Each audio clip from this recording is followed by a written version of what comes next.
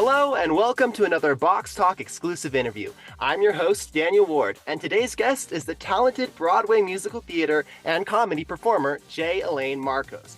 After graduating from AMDA College of Performing Arts, she has built an incredibly impressive resume with credits such as Annie, Priscilla the Queen of the Desert, and The Wedding Singer, and a regional tour of A Chorus Line. Elaine is also one of the judges of Broadway Bound Live, the musical theater competition that is sending 4 contestants to AMDA College of Performing Arts. So Elaine, thank you so much for meeting with me today. How are you doing? Oh, I'm doing fantastic. It's really great to see you. It's been a moment. It's been quite a bit. I'm really glad that we've been able to meet again, and I'm looking forward to the final round of Broadway Bound Live. But in the meantime, I wanted to talk to you a little bit about your journey as you rose to through Broadway and just pursuing the arts. So let's just get started with that. Where did all of this begin? How did you first discover your love of performing? I'm very lucky that my parents kept me very busy. I'm originally from Burlington, Ontario, Canada, and my wonderful Filipino parents put me into dance classes, piano. I was also a 10-pin bowler. So I was always busy doing things. But I think when I took my first dance class, I really, I don't know, fell in love with it. I think there was something very fun about it. And I mean, I'm not paying for the classes. My mom was. So I never really made the conscious choice. I think my parents just put me in a whole bunch of things. And thankfully, they just put me into these classes. And they noticed I liked them. And I guess you could say I did well in those classes. And teachers would say, hey, you should add ballet and stuff like that. So I kind of maintained that type of rigorous schedule as a kid, doing a lot of different things. I also took piano, like I mentioned, but I was really bad at that. So I don't think my parents thought we're not going to invest anymore in that. So I think that's kind of where it started. And in high school, I would do shows at school, and I wasn't much of a singer, meaning I didn't really have lessons in voice. I had dance lessons, and they weren't cheap either. But I think my parents just saw that, oh, we should keep her busy, and she's making friends. So it all came from just having a good time as a kid, and my parents supporting that type of environment. But they had no idea I was going to actually pursue it. I think it's kind of their fault that they put me into all these classes. I don't think they knew I was going to pursue this because nobody in my family was a performer. So I think I'm sure there was a moment in my last year of high school when I decided to pursue this that they might have thought, oh, we never thought about this. Oh my goodness, she's going to become a performer. We don't know what this is. So that's kind of the beginning, I guess you could say, my high school journey. So was there a distinct moment that you remember where you actually started getting serious about this as a career? It was when I saw this musical, Miss Saigon. And it was the first time I saw a lot of Asian people on stage. And I'd always go see musicals, but I never really pictured myself pursuing it. But then when you see like people on stage that remind you of you, you kind of go like, oh, now I can see myself in this something. And I went to auditions for Miss Saigon in Toronto. And that was the first time I auditioned for a professional show because they were looking for replacements. And specifically, they were looking for Filipino Canadians. It literally said that on the breakdown. So when they're calling your name, you got to go to the audition. But I ultimately didn't get that show. And that's kind of when I went, oh, this is something I think I want to do, because I was kind of crushed that I didn't book that show. And I also realized I'd never really studied acting. I'd never really had voice lessons, but I expected that I should immediately book a show like that. I was a strong dancer, and that's where I thrived in it. But I realized I got to study this. And so instead of going down the path that I thought I was going to go down as an accountant, I was like, nope, I'm going to study musical theater. And that's when I found AMDA. Okay. So then leading into that, as a performer, you knew your strengths in dance and in comedy.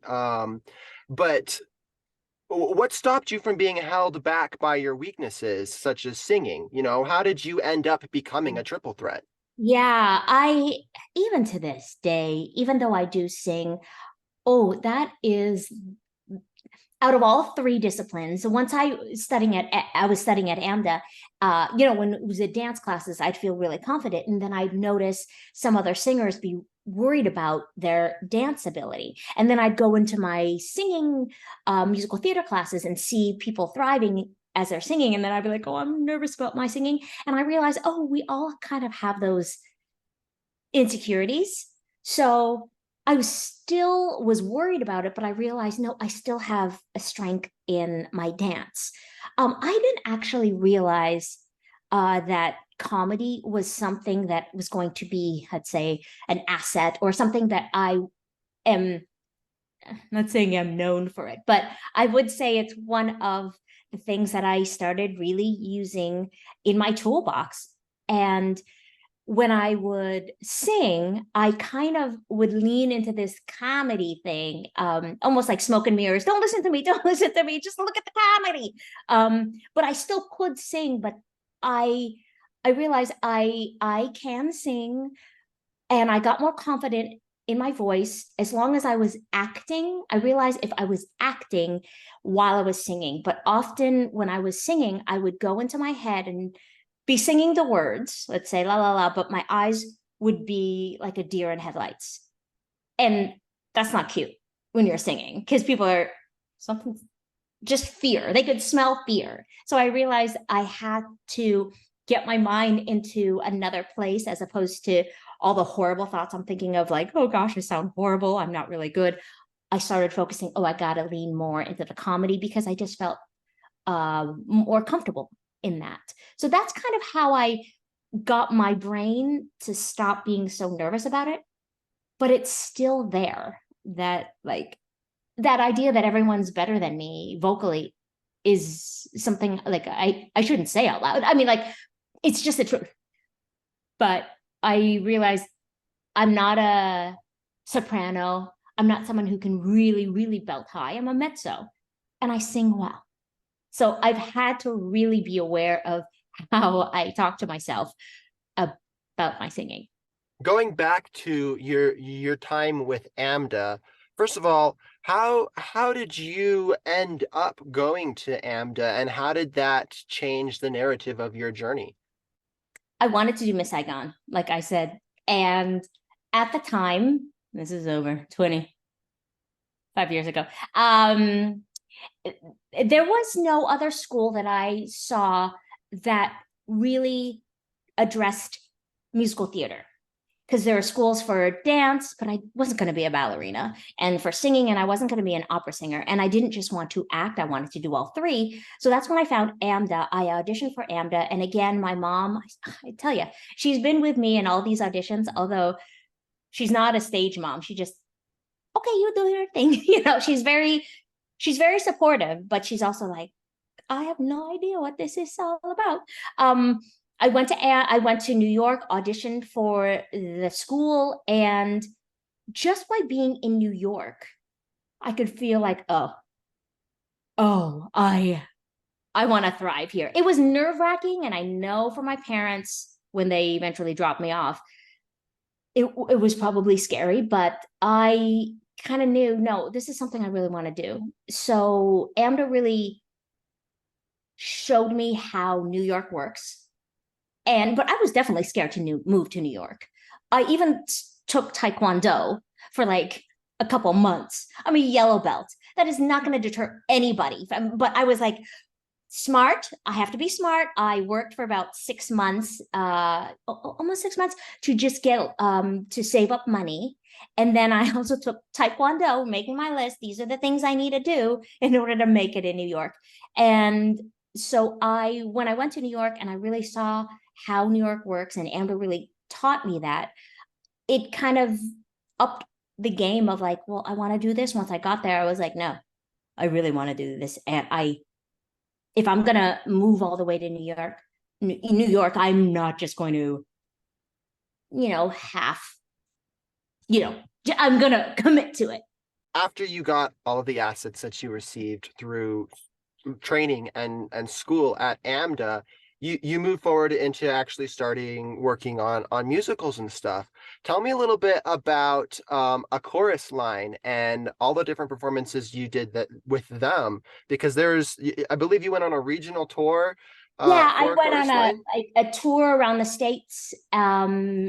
It's a show that was my first Broadway or first big production contract, right out of AMDA. There are a lot of people in my class who did book work when we were receiving our graduation diploma. People already had work lined up, and I thankfully had a chorus line lined up already, and so I was touring with that, and I really thought, oh, I've made it, like there's something so wonderful. And I will say also that cast was incredible. We're still friends to this day. I learned from that tour a lot about myself, a lot. I was one of the youngest people on that tour. And first of all, I learned a lot about the States, but then I also learned about touring and what it's like to be on the road and how to take care of myself. There was one time where I was putting on my makeup, getting ready for the show, and I couldn't stop crying. I was like, what is going on with me? And I realized I had not taken a day off, or I never called in sick. And I think I needed a day off. Like nothing was dramatic going on, but my dance captain came up to me and said, "You're taking the night off." And I was like, and he said, "No, you're taking the night off." And it made me realize, oh, I should also always think about myself and take time off. I wasn't pushing too much, but I think there's a certain level of you need to take care of yourself. I'm still learning that today too, but that was one of the huge things that I did learn, that when you're crying at half hour and you can't stop, you should probably take the night off. Yeah, absolutely. I definitely understand that feeling of like when you're doing what you love, you forget that you have to stop occasionally.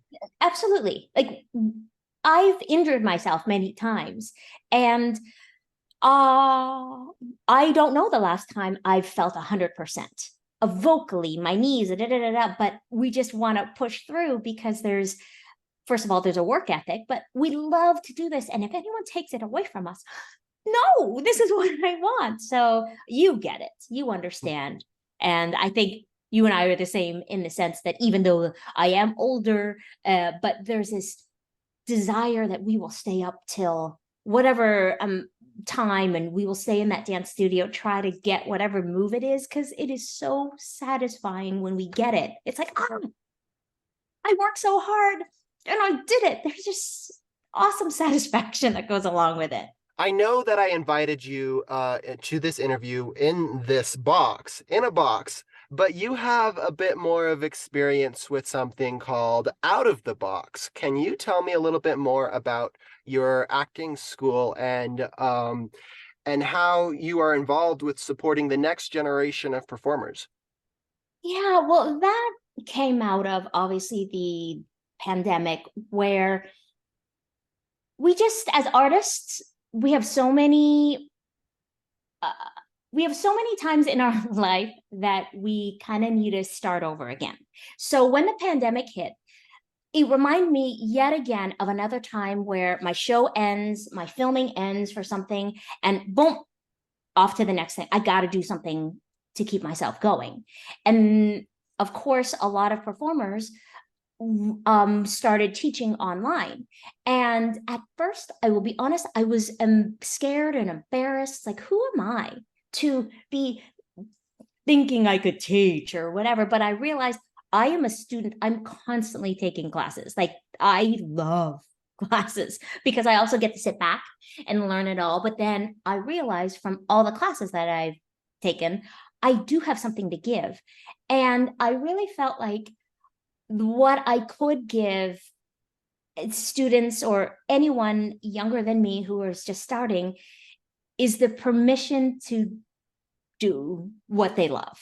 I think a lot of times when I was learning and growing up, I was told that subconsciously that I am a certain type and this is where I live. I am Asian. These are the shows that you do: Miss Saigon, Flower Drum Song, King and I. And I was told that in the business. And I don't want anyone else growing up to think, oh, you're in that box as well, because that's what the business kind of says. So in a way, I felt like I wanted to teach what I wasn't given or what I eventually learned, which is, as long as you are yourself and focus on yourself and try not to be anybody else, then you will thrive in this business. So that's kind of where playing out of the box kind of came up. Like, I needed a name. I didn't want to say Jay Elaine's classes or anything, but I was like, out of the box. It's so me also, because I do feel like people see me a certain way. And it took a while to actually start playing roles that were, let's say, not against my type, but people wouldn't assume that I was funny or that I could play roles that are initially cast a different way. For example, not an Asian performer. So I kind of felt like that name worked out. And I just love being able to work with performers and remind myself that, like, wherever you are right now, it doesn't have to define you, that like that's the only roles you can play. But the business is, oh, they do like try to place you in a box, and that's fine, but we don't have to mentally put ourselves there. So sometimes if they do need, absolutely, if they do need someone who's Filipino, fine, I could do that, but doesn't mean I just have to stay in that box. Are you still teaching classes on that page, or was it just over COVID? It was mainly during COVID, but I still have individual students that I coach. So I absolutely have students, but I don't have, I had a summer schedule, but instead I do a lot for AMDA now, and I travel, but they do kind of like how I have an acting coach. My students still come to me and say, hey, I have an audition. Can you work with me? And with the whole Zoom thing, that's kind of how it all works now. Is also, I do work with people in person if they're in Los Angeles or wherever I am. I'm always everywhere, but I do like to still, maintain contact. And a lot of times they'll come to me when it comes to comedy. They want to do something different in their audition, and I'm like, give it to me. Let's figure out something fun. And I don't particularly just like try to do crazy, wacky things. It's more of my mind just kind of goes there, and then I collaborate with whoever's auditioning, because I never want to put them in a position where like, well, get a clown nose and do something. No, it's not about that. But if the person doing the audition goes, oh, that would be fun, and then I go, there we go, that's where we're going to go, instead of, oh, I don't want to do that. There could be a sense of fear, but if fear and fun kind of come together, it makes your audition so much more fun. And if the audition has that element to it, I think there's something that comes out in you that is so spontaneous, that is live theater, and that just is exciting. And regardless of whether or not you book it, there was something fun about, oh, I did that audition.